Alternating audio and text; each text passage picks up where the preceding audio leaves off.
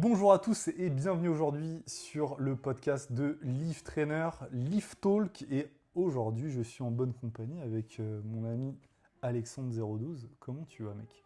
Super, super, en très très bonne compagnie dans ce super setup chez toi. Cette fois-ci, c'est toi qui m'invites Chez moi. pour ton épisode. Déjà, avant de commencer ce podcast, si vous n'êtes pas abonné à la chaîne, faites-le. Notez 5 étoiles sur Spotify, Deezer, likez, commentez et partagez ce podcast. Donc là, aujourd'hui, un podcast avec Alex. Alex qui est coach en calisthénie streetlifting. Et justement, la conversation d'aujourd'hui, la discussion va tourner un petit peu autour de ce sujet-là. Et déjà, dans un premier temps, moi, ce que j'aimerais, Alex, même si tu l'as déjà fait, c'est de te présenter et un petit peu vraiment présenter aussi plus précisément ton parcours de coach. D'accord. Moi, c'est Alexandre, 012 Workout. Ça fait 15 ans que je fais de la calisthénie. J'ai assez rapidement fait du street lifting. Je pense que même après 2-3 ans de pratique, je me lestais déjà avec une corde et des petits poids. Donc on peut appeler ça déjà du street lifting. Et je trouve que c'est une branche de la calisthénie. Ensuite, j'ai vite été attiré par le développement de mes compétences, de mes performances et l'envie de coacher s'est transmise, c'est faite assez vite et donc j'ai entrepris des études en éducation physique, donc ça équivaut à STAPS en France en 2020 et donc actuellement ça fait déjà 6 ans que je fais du coaching en ligne. J'ai commencé assez rapidement en ligne et en présentiel principalement au début. J'ai eu la Mm. chance pendant mes études de pouvoir coacher en salle en tant que hôte d'accueil, mais c'était une salle où on était plus que des hôtes d'accueil, on n'était même pas trop des hôtes d'accueil en fait, on était vraiment des coachs et donc les gens venaient pour faire un programme et donc j'ai directement adhéré à la programmation, chose que j'avais déjà pris goût à faire sur moi-même et des potes au début finalement. En regardant ce qui se faisait au tout début du sport hein, sur YouTube, c'était vraiment les tout débuts. Mm. Donc on était vraiment là au début. Il y avait pas le terme street lifting n'existait même pas encore à ce moment-là. On a connu l'évolution du sport en lui-même avec les premières compétitions de 7 reps en France, à l'international, les formats qui se lestaient avec des formats de reps plus longues, max rep à 32 à 48 kg, All bars, ouais. les All Bars. Et puis même en 2021, je pense, après au tout début que je coachais aussi, on a organisé la première compétition de street lifting avec Gwendal et Albert en Belgique, Où il y avait Franzi. avec Franzi qui était venu avec la team. Il était déjà chez les All Bars, je pense. Je pense que c'était 3 All Bars. Il y avait Franzi et 2 autres personnes qui étaient, je pense que c'était déjà dans l'entité All Bars. Ok. Et suite à ça, il y a eu le confinement et voilà, je me suis ensuite détaché pour me concentrer un peu plus sur le coaching et moins l'organisation des compétitions. Et Gwendal avait pris le relais, donc voilà, j'étais assez rapidement impliqué dans le sport. Euh, et puis voilà, j'ai fini mes études et j'ai lancé mon activité de coaching. Et finalement, là, ça fait 6 ans. En coachant principalement, je dirais, des personnes qui veulent de la calisthénie, mais qui sont aussi intéressées par le street lifting. J'ai la chance d'avoir pu coacher tout type de profil, des compétiteurs, des personnes qui apprenaient leur première traction. Et voilà, et on continue dans le domaine parce que je pense que je suis toujours aussi passionné je développe toujours mon côté athlète, coach. Et donc voilà pour un peu l'évolution du coaching. Ok, donc là, ça fait 6 ans que tu coaches. Ce qu'il faut savoir, c'est que moi, avant même de coacher, je regardais tes vidéos. Il y avait très très très très peu de vidéos sur le sujet du street lifting. Tu es l'un des premiers à l'avoir abordé. Avec Flo Marek aussi, qui est dans sa période street lifting, qu'on parlait un petit peu. Et c'est comme ça que moi j'ai connu Alex. Et puis après, en fait, on s'est vu, on est devenus potes et des années plus tard, voilà, on fait des podcasts toujours ensemble et on se suit toujours ce qu'on fait. Et ce qui est cool aussi, c'est que on discute pas mal en off d'un point de vue, excusez-moi, business et entrepreneuriat et puis coaching au sens large. développement du sport, etc. Parce que ce qui est assez dur dans notre taf, c'est que souvent on est isolé. On travaille de chez nous déjà, donc il y a assez peu d'interactions hormis en compétition. Et ça fait toujours du bien de parler à quelqu'un qui sait ce qu'on vit au quotidien. Parce que des fois, il y a des trucs très positifs et des choses des fois un peu moins positives. Et justement, la discussion, elle va s'articuler un petit peu autour du métier de coach en calisthénie et en streetlifting aussi. Justement, en 6 ans, toi, Alex, comment tu as vu l'évolution des choses? Parce que moi, à ma connaissance, tu étais le seul qui parlait de ça vraiment de manière précise. À l'époque aussi, il y avait aussi un petit peu Eric Flagg, un petit peu près en même temps que toi. Bazinga qui parlait aussi un petit peu de ça, mais vite fait. Ouais, en France, Flo Marek aussi un petit peu. Et après, sur YouTube, je vois pas vraiment d'autres gens qui parlaient de ça. Et du coup, c'est quoi la différence entre 2020, 2021 et 2026 du coup? Il y en a beaucoup, c'est une vraie question. C'est intéressant et moi je suis toujours reconnaissant d'avoir été là à cette époque-là et j'ai jamais vraiment fait des vidéos très qualitatives où j'ai jamais affiché un gros niveau. J'ai souvent partagé mes connaissances, mes compétences, voilà, juste ce que je faisais sur moi, j'ai documenté mon parcours d'athlète. Et c'est vrai qu'à l'époque, je me rends compte qu'on s'exprimait beaucoup sur les connaissances qu'on avait comme si c'était déjà la vérité. Parce que on avait recueilli ça de base et finalement, là 6 ans plus tard, je me rends compte qu'il y a beaucoup de choses que j'ai dû dire à ce moment-là qui sont fausses, mais d'autres choses qui sont vraies aussi. On avait déjà compris quand même beaucoup de choses basiques à ce moment-là. Et, euh, et donc forcément, à cette époque-là, quand on racontait quelque chose quand même d'un peu plus intelligent ou structuré que juste un tuto assez basique, on attirait quand même même si les vidéos n'ont jamais trop percé, on attirait quand même des gens assez passionnés, cultivés. Et c'est là que je me rends compte que quand on est ici, quand je suis en déplacement ou quoi, les gens me reconnaissent, ils ont quand même tous vu passer une petite vidéo par-ci par-là de moi. Et je suis assez reconnaissant pour ça. Là où un nouveau coach qui pourrait être tout aussi compétent, voire même plus, qui va faire une vidéo extrêmement travaillée, actuellement va peut-être passer à côté parce qu'il n'a pas été là au bon moment. Et là, tu parlais de Bazinga et d'Eric Flack, c'est encore un autre level. Moi, je ne me mets pas du tout sur un même Hmm. stade. Eux ont affiché des performances, des connaissances peut-être pas connaissances, mais une manière de transmettre leur message beaucoup plus qualitative. Et donc finalement, on peut en profiter beaucoup plus qu'un petit coach comme moi qui voulait juste coacher et eux avaient des ambitions différentes aussi. Et donc moi, mon objectif premier depuis le début, je savais que je voulais créer pour vivre du coaching, ce qui est encore le cas maintenant. Et je pense que maintenant, beaucoup de coachs utilisent ce moyen-là. Et alors, à l'époque, en fait, il y en a plein qui n'osaient même pas. En fait. Il y en a plein qui étaient là comme moi à ce moment-là. Il y avait des gens qui avaient déjà la même expérience, qui juste ne sont pas lancés. Et finalement, on les a jamais vus. Et peut-être qu'ils ont malheureusement arrêté le sport ou ils s'entraînent toujours juste pour eux. Et qu'est-ce qui a changé depuis le temps? C'est que maintenant, il y a tout le monde qui s'est lancé, tout le monde a partagé leurs connaissances. Et chose qui est très bien, parce que finalement, on s'aperçoit qu'il y a eu. À l'époque, on n'avait pas tout ça, donc on a pu faire plein d'erreurs. Et là, actuellement, maintenant, on se rend compte quand même que la plupart des vidéos sont quand même bien amenées, il y a moins de bêtises qui sortent et on peut facilement trouver des bonnes informations à condition qu'on soit un peu cultivé et qu'on suive les bonnes personnes.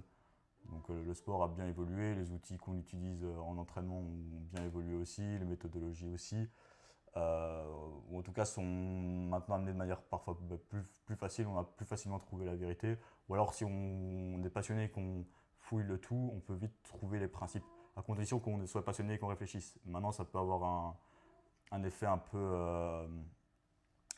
inverse, d'être piégé dans le surplus d'informations qu'on a et de ne plus savoir se faire une prog parce qu'un tel dit ça, un tel dit ça. Et je pense qu'en streetlifting, la vérité est quand même plus présente, la méthodologie est quand même plus validée, je dirais. Là où en calisthénie, encore à l'heure actuelle, tout le monde dit son contraire et son opposé. Donc maintenant, je Hmm. pense qu'en calisthénie, c'est compliqué d'avoir vraiment des bonnes sources Ok, d'informations. Là où en street, j'ai l'impression ouais. que la plupart des gens qui font du contenu racontent des choses assez correctes. Ok, ouais, ok, intéressant, ça, les différences. Ok. Du coup, aussi dans cette période-là, tu disais qu'il y avait des gens qui s'étaient lancés et que, en fait, qui ont disparu peut-être du jour au lendemain. Est-ce que, ouais, toi aussi, tu as vu un turnover au niveau des coachs parce que moi, j'en ai vu pas mal se lancer et arrêter très vite ou au bout d'un certain temps. Et toi aussi, du coup? Ouais, énormément. Après, à l'époque, il y en a beaucoup qui se lançaient juste pour partager leurs entraînements. Je pense qu'avant, on voyait souvent road to un tel mouvement Ok, ouais. Hmm. et donc moi, je suivais toute une communauté d'athlètes et finalement, avec le temps, on les a plus vus et je pense qu'ils avaient à un moment essayé un peu de lancer leur coaching sans avoir mis trop d'action. Ils se sont rendus compte que c'était compliqué. À l'époque, on ne savait pas encore si on pouvait vraiment en vivre correctement. Et, euh, et je pense que oui, il y a vraiment une vague. Et encore actuellement, il y a peut-être des coachs que j'ai vu qui se lançaient il y a 2 ans, qui ne sont plus là aujourd'hui. Et comme disait, ben voilà, chaque année, nous, on fait un petit peu un point sur l'évolution du marché pour voir qu'il y a du positif, que c'est beau. Enfin, c'est un super métier aussi, mais il y a tous les côtés négatifs et ça, on s'en rend pas toujours compte. Et nos doutes, nos incertitudes, et c'est là que Hmm. on échange souvent. Aujourd'hui, on a eu l'occasion de le faire en présentiel, c'était très chouette. Parfois, on le fait en vocal à distance. Et c'est bon de s'entourer, je pense, en tant que coach. Ça, je le disais aussi à d'autres personnes hier, que voilà, d'avoir d'autres coachs avec qui Ouais, partager. c'est clair. Et c'est peut-être là où aujourd'hui, on est peut-être plus facilement par exemple dans des équipes. Ça, c'est quelque chose qui n'y avait pas avant. Des équipes de coaching comme dans des entités de coaching. Là, en streetlifting, c'est très puissant et je pense que ça serait bien qu'on arrive à développer ça en calisthénie. Maintenant, l'entité, c'est toujours. Enfin, la collaboration avec d'autres personnes, c'est toujours quelque chose d'assez compliqué dans l'entrepreneuriat. Mais je pense que la calisthénie devrait aussi tendre vers ça et les méthodologies devraient aussi S'harmoniser. s'harmoniser pour quand Hmm. même qu'on arrive à trouver quelque chose de plus cohérent, je pense. Donc, ouais, t'as vu comme moi aussi un turnover ces dernières années. Et justement, comment tu pourrais l'expliquer? Ça, c'est d'après toi. Et puis, je te donnerai peut-être aussi mon avis. Qu'est-ce qui fait finalement que les gens aillent pas au bout de leur projet, s'arrêtent en cours de route, abandonnent Mhm. Moi, je pense qu'il y a plusieurs raisons. Euh, il y a des personnes qui viennent sur ce milieu-là plus pour se mettre en avant, parce qu'elles ont eu facilement un bon niveau ou facilement des connaissances, ont été assez passionnées, et donc elles utilisent un petit peu ça pour se mettre en avant, peut-être dans un but de gagner de l'argent rapidement ou facilement, un peu le développement grâce au développement des réseaux. Maintenant, tout le monde parle de faire du digital, et donc c'est un petit peu l'Eldorado des Hmm. personnes. Et voilà, si tu commences le street, la calisthénie ou le streetlifting, tu as des grosses perfs directes, tu as compris 2-3 trucs comment coacher, tu te rends compte que tiens, ouais, il y a peut-être un petit truc à faire, tu te prêtes vite à la création de contenu et tu te lances. Et après, peut-être sur le papier, tu te rends compte que tu n'apprécies peut-être pas le processus, la création de contenu et que la gestion de clients, et puis finalement, ou que tu n'as pas de résultats, parce que c'est pas évident d'en avoir, en termes d'acquisition de clients et de résultats clients même. Il y a plein de facettes difficiles.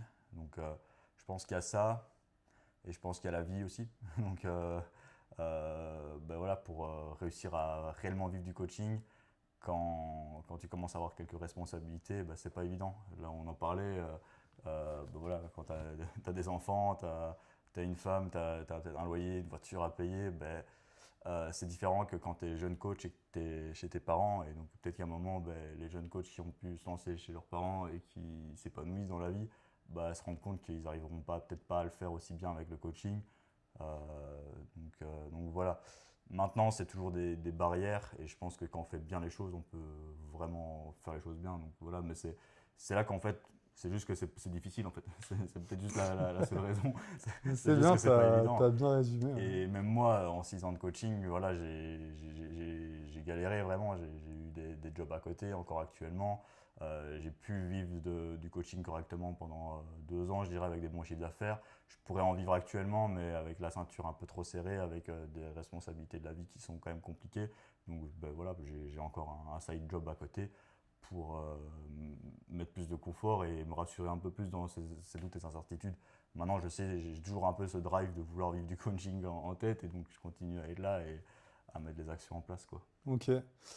J'ai déjà ma deuxième question, mais moi, Ouais, je voulais bien ton point de vue là-dessus aussi. justement, je trouve que tu as dit plein de choses, enfin, je te rejoins sur tout. Et je pense qu'il y en a beaucoup finalement qui se rendent compte que c'est pas fait pour eux, tout simplement, et que ça demande du travail. Et je pense que déjà rien que ça, c'est hyper limitant. Et ce qui est extrêmement frustrant aussi, c'est de ne pas avoir les résultats de manière instantanée. C'est pas parce que vous allez mettre des choses en place que vous allez voir des résultats tout de suite. Et il faut créer une certaine inertie pour créer du résultat. Et je pense que c'est là où bah, c'est très compliqué. Et il faut être dans des situations, je dirais, quand même assez particulières pour pouvoir se lancer. Donc tu l'as évoqué, peut-être habiter chez ses parents dans un premier temps. Enfin, en gros, pas avoir trop de responsabilités. Parce que si vous êtes pris par les responsabilités de la vie et que vous voulez faire un all-in sur le coaching, bah ça va pas le faire. Hein. Moi, c'est ce que je dis toujours. On y reviendra plus tard dans le podcast. Je pense qu'il y a ça. Et le fait de confondre aussi sa passion avec un vrai travail. En fait, dans le coaching, il y a plein de choses que nous, on fait qui sont pas forcément très agréables, qu'on aimerait ne pas faire, mais qui sont obligatoires, qui sont inhérents à notre taf. Ça fait partie de notre travail. Et je dirais que ça aussi, c'est pas toujours bien intégré, accepté par les gens qui veulent se lancer là-dedans. Ils pensent que tout va être passion et, et jouissance, on va dire, alors que pas du tout. Il va y avoir des remises en question, des moments de doute, des choses compliquées, enfin voilà. Donc, et je dirais aussi, enfin, tu l'as dit, le travail. Je dirais aussi comment dire, le fait d'être assez, comment dire, patient et sur la durée de produire des efforts. C'est ça pour moi qui est très limitant et en fait tu te rends compte qu'il y a très très peu de gens qui arrivent à le faire parce que peut-être aussi ils sont pas dans les bonnes conditions, peut-être aussi ils n'ont pas justement la bonne méthode parce qu'on parle de méthode pour l'entraînement. On a fait un podcast et d'ailleurs je vous invite à aller le voir sur la chaîne d'Alex juste avant celui-ci sur la programmation.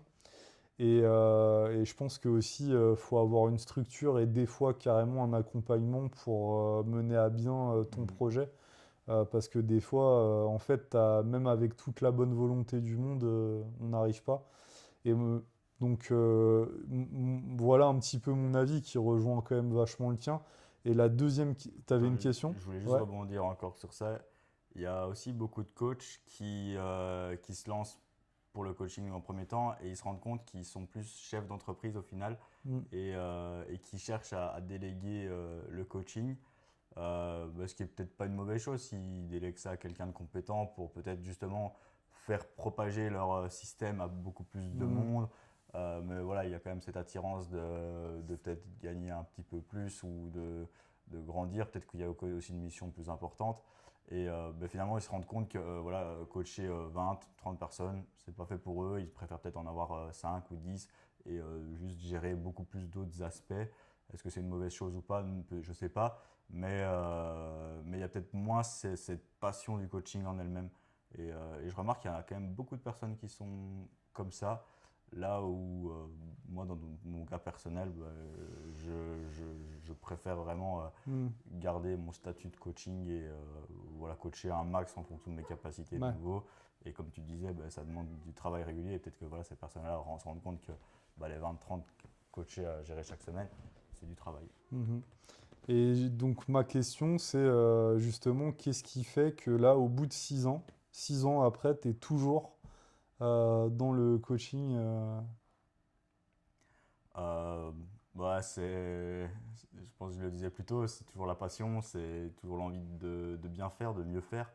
J'ai le sentiment que chaque personne est différente en fait et que j'ai encore à l'heure actuelle des profils différents et finalement j'apprends toujours d'eux, moi j'apprends toujours sur le côté, je deviens toujours un meilleur athlète et c'est et ouais je me lasse pas du tout quoi, j'aime voilà, j'ai le sentiment qu'on peut, c'est un jeu infini de progression, quoi. On peut encore devenir meilleur coach. Il y a tellement d'aspects de l'entraînement à se former. Actuellement, là, je me forme un peu plus sur ce qui était biomécanique, posture. L'an passé, je me suis formé sur la psychologie du sport. Avant ça, c'était encore plus les basiques. J'ai pris des coachs pour, pour qu'ils me coachent moi-même, comprendre un peu leur système, affiner le mien. Avant ça, c'était toutes les formations que j'avais lues, et avant ça, c'était les vidéos YouTube et les 10 ans que Hmm. j'avais. Et donc, en fait, il y a toujours des petits leviers à actionner, Ouais. et, euh, et à terme, il y a peut-être encore une vision un peu plus longue de, de vivre peut-être plus facilement du coaching, parce qu'en fait, aussi, l'après 6 ans, ce qui est intéressant, comme tu dis, tu as t'as vu des vidéos de YouTube de moi il y a longtemps, et maintenant, en fait, il y a des gens qui est là et qui ont peut-être plus validé notre place parce qu'on a mis beaucoup d'efforts avant. Et finalement, peut-être que le métier devient quand même parfois un peu plus facile, même s'il reste toujours difficile. Mais finalement, je pense que on peut aussi rendre le métier plus facile si on a mis en place les bons process, la bonne charge d'entraînement, enfin la charge d'entraînement, la bonne charge de travail. Et finalement, je pense qu'on peut rendre le métier de coach avec le plus d'agréabilité possible et le moins de contraintes, même si forcément il y en aura toujours. Voilà, c'est un peu le goal et voilà, je pense qu'il y a moyen d'améliorer le métier et il y a toujours moyen et au jour le jour, on profite toujours du coaching qu'on Ok. fait, quoi. Et justement, moi, je voulais revenir sur une période où vraiment c'était en 2020, 2000, je confonds les années maintenant, 2024, je crois, où tu as eu ton pic, on va dire, d'activité, Ouais. chiffre d'affaires et tout. Et justement, je voulais que t'en parles un peu, je sais pas si tu es à l'aise avec ça, mais qu'est-ce que tu as mis en place à cette période-là pour débloquer des choses justement pour améliorer tes skills d'entrepreneur? Parce que être bon coach, finalement, on voit que ça suffit pas. Il y a plein de gens qui savent coacher, mais les gens qui réussissent dans ce métier-là, il y en a très très peu, quoi. Mhm. Mhm. Euh, Qu'est-ce qui a fait la différence en Qu'est-ce que tu as 2024? mis en place? Ouais, Est-ce que tu t'es fait aider, etc. ouais, ouais. Donc, avant 2024, justement, j'avais toujours galéré. Donc, ça faisait déjà 4 ans que j'avais lancé mon activité et je suis passé que de 0 à 20 clients en 2024. Donc, j'en vivais pas encore à ce moment-là, même si ça commençait quand même à être pas mal. Et j'avais déjà suivi des accompagnements avant. Donc, un petit peu le business de base. Mais c'était beaucoup de choses que j'avais mis en place qui ont marché un peu, mais pas assez, ou ça ne me correspondait pas assez par rapport à ma personnalité et tout. Et ça, c'est aussi un des côtés difficiles du coaching, c'est qu'il y a beaucoup d'actions qu'on va mettre en place qui ne vont pas fonctionner. Et donc ça, c'est pas toujours facile à vivre avec. Et en 2024, je crois que comme les gars qui ont vu mes vidéos, j'étais peut-être là au bon moment sur la plateforme et il y avait une stratégie un peu plus facile d'utiliser les ads que j'ai mis en place grâce à un accompagnement. Donc je suis reconnaissant d'avoir pris cet accompagnement-là à ce moment-là. Et donc à ce moment-là, j'étais un des premiers coachs calisthénie parce qu'il y avait quand même beaucoup de coachs muscu qui lançaient déjà les ads, donc les publicités. C'était des publicités très faciles à faire. Donc on n'avait qu'à faire un petit réel et le booster et ça partait quoi. Et après avec un petit système de conversion derrière, qu'on mettait des actions en place qui sont pas cool mais qui amenaient vraiment du résultat pour le coup parce qu'on traquait ça assez bien et en mettant les inputs quotidiens, les actions quotidiennes, la stratégie qui était bien. Avant ça, en amont aussi, donc si je devais récapituler ça en plusieurs phases, la première phase c'est que avant de lancer ces publicités, j'avais enfin réussi à me positionner correctement. Donc mon positionnement actuel, j'aide à faire progresser les personnes en calisthénie et en streetlifting en même temps. Et ce message-là, il était puissant parce qu'avant ça, je communiquais peut-être pas aussi bien autour de ça. Et donc, quand j'ai mis en place cette position-là, cette stratégie-là de lancer des publicités et puis les actions quotidiennes, j'ai vraiment explosé. Je suis passé de 20 à 50 clients. Tu voulais parler de chiffres, j'ai réussi à faire un mois à 11K par exemple, ce qui est très bien dans notre milieu, je pense. Et, euh, et donc voilà, j'avais fait une superbe année et à ce moment-là, voilà, je voyais vraiment, j'avais beaucoup d'espoir dans le coaching et j'ai pu vraiment profiter de cet élan-là pour devenir vraiment un coach en ligne, je dirais, assez solide. Ok. Ouais, c'est intéressant, c'est exactement de ça que je voulais que tu parles. Ouais. Et ouais, bah moi j'ai vu ton évolution et tout, je pense que tu as vu la mienne aussi. Mhm. On est toujours à la recherche justement ouais, de savoir ce qui marche, on teste des trucs, il y a des trucs qui fonctionnent pas. Je me rappelle de nos discussions, tu avais lancé des groupes Facebook pour des Ouais. défis, des trucs, des machins. Ouais. Là où je peux contraster nos deux évolutions, c'est que moi j'avais quand même fait 4 ans et j'ai galéré et tout. Et toi, tu avais peut-être déjà amené un truc plus quali, plus rapidement aussi. C'est Mm. vrai qu'on parlait de résultats rapides. Je pense que n'importe qui à l'heure actuelle peut quand même voilà, se lancer et tout exploser et développer peut-être déjà 20-30 clients d'un coup. Mais c'est dur, hein. Enfin, c'est vraiment encore une élite qui va pouvoir y arriver.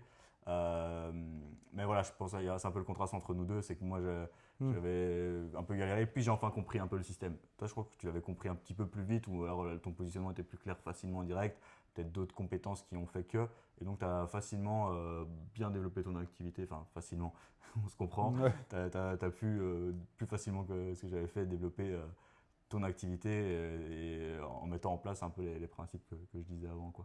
Ouais, c'est ça. Bah, justement, pour rebondir à tout ça, c'est que moi, en fait, ça, c'est peut-être même un truc que je l'ai jamais abordé en podcast ou quoi que ce soit. Et bah, toi, tu sais un peu déjà parce qu'on a parlé pas mal en off. Mais moi, en fait, en 2021, c'était un peu comme toi. Je veux dire, il y avait un boulevard, il n'y avait aucun coach en street lifting qui était vraiment présent. C'était que des athlètes. Et en fait, même moi, en termes de contenu, je trouvais pas du tout ce que je voulais. Il n'y avait rien du tout. Et en fait, j'ai créé au départ tout ce que moi je recherchais. Et c'est comme toi, je pense que j'ai été là aussi au bon moment, mais parce que j'ai vu aussi la porte ouverte, l'opportunité, et je l'ai saisie. C'est vrai que je pense qu'aujourd'hui, c'est un peu plus compliqué, et que je pense que si tu n'as pas de plan défini, pour vraiment mettre en action ton projet, je pense que ça, il y a de fortes chances que ça fonctionne pas, quoi. Parce que là, pour moi, quelqu'un qui veut se lancer, il faut qu'il soit ultra structuré pour rentrer en compétition, entre guillemets, avec les gens qui sont déjà en place. Et maintenant, il y en a plusieurs. Donc, je pense que c'est devenu quand même. Enfin, c'est pas évident, quoi. C'est compliqué. Il faut vraiment sortir du lot. Et bah, c'est un petit peu comme dans le coaching. Même si tu suis une strat pour vraiment te développer, il va falloir que tu mettes plein de choses en place et il va falloir que tu travailles comme un fou pour. Moi, je dis toujours dans la formation, Live Trainer Global, je leur dis si vous faites rien, il se passera rien. On parlait des limitations, on parlait de ce qu'on a mis en place nous pour atteindre nos objectifs, et je disais que si t'es pas cadré aujourd'hui dans le street lifting, si t'es pas accompagné pour être coach en street lifting, c'est quand même hyper compliqué. Il y a déjà des gens qui sont implantés. Et en fait, si toi, par exemple, tu suis une formation juste pour apprendre à coacher, c'est OK. Mais si vraiment tu veux te démarquer et pouvoir générer des revenus et par la suite peut-être vivre de ça, va falloir bosser comme un ouf, quoi. Donc, Si on prend vraiment la discipline même du street lifting avec la finalité d'aller en compétition et de coacher des gens pour aller là-dessus, en effet, le marché est quand même plus compliqué parce que bah ouais, il y a des entités comme maintenant Lift Trainer qui sont là, plus toutes les autres entités francophones qui sont bien développées. Je pense qu'il y a toujours moyen d'être présent et de développer un truc en béton. Mais de nouveau, il faut vraiment avoir un plan carré, être bien encadré, avoir le bon accompagnement. Maintenant, je pense que tout coach a une singularité et peut voilà, proposer du street lifting peut-être comme outil pour travailler d'autres qualités éventuellement ou comme manière comme prépa physique, comme objectif, comme outil pour se muscler, comme outil pour apprendre des mouvements, des compétences, pour se développer personnellement, pour résoudre des problématiques qu'un adulte, qu'un homme de 40 ans peut avoir. Voilà, il y a pas mal d'idées, ou en présentiel également. Je pense que là, il y a encore pas mal de choses à faire. C'est ce qu'on disait juste avant en off. Donc voilà, il y a toujours, il y a toujours un bon espoir non plus. Moi, j'ai pas envie d'être très pessimiste et je pense que de nouveau, il y a des actions qui sont là. Et je pense aussi, tu me disais aussi qu'est-ce qui me fait pousser à être là encore aujourd'hui après 6 ans.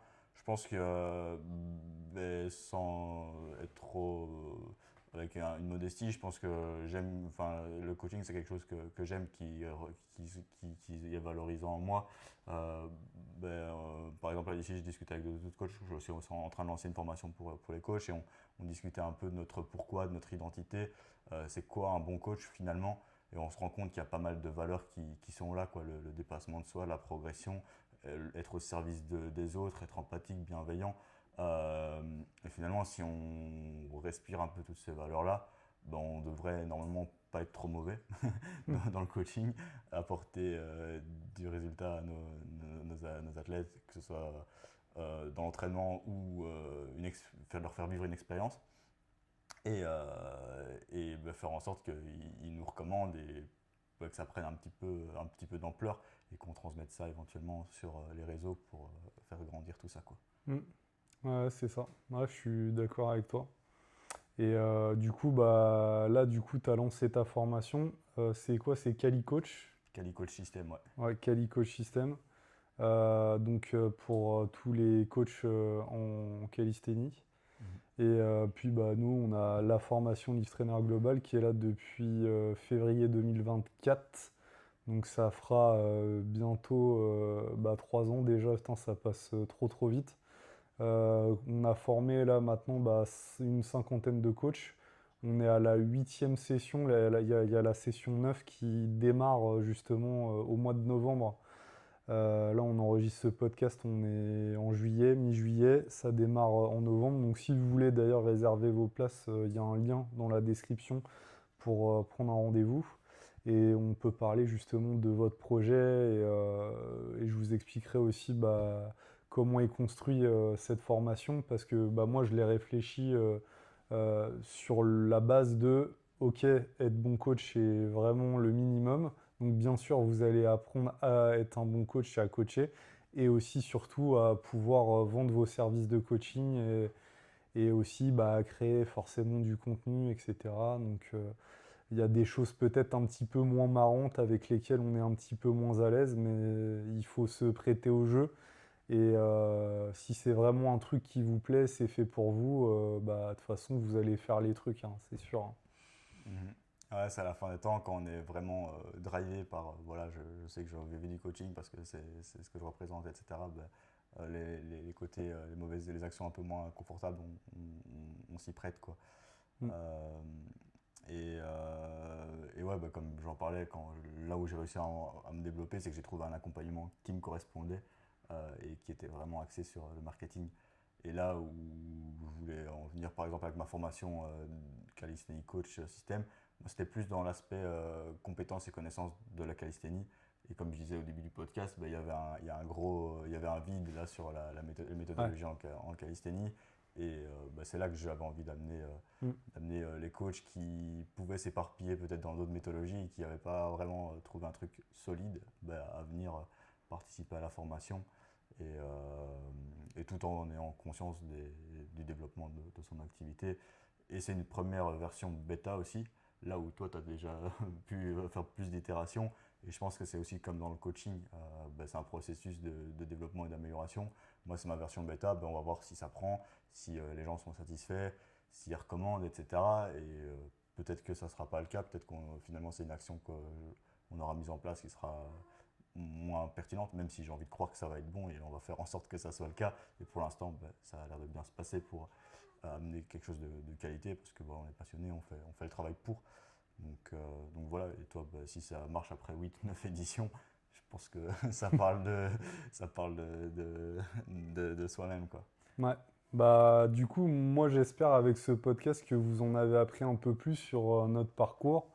les choses qui nous ont drivé, et puis les conseils aussi qu'on pourrait vous donner si aujourd'hui vous voulez démarrer le coaching en street lifting, en calisthénie. Merci Alex d'avoir intervenu sur le podcast. Je crois que c'est au moins le 3-4e podcast sur ma chaîne qu'on fait ensemble. Merci. Après, parce que Lift Talk, ça a 3 ans et demi déjà, donc le temps aussi passe vite. Donc si vous avez aimé ce podcast, likez, commentez, abonnez-vous et on se retrouve la semaine prochaine pour un nouvel épisode. Ciao! Ciao, ciao.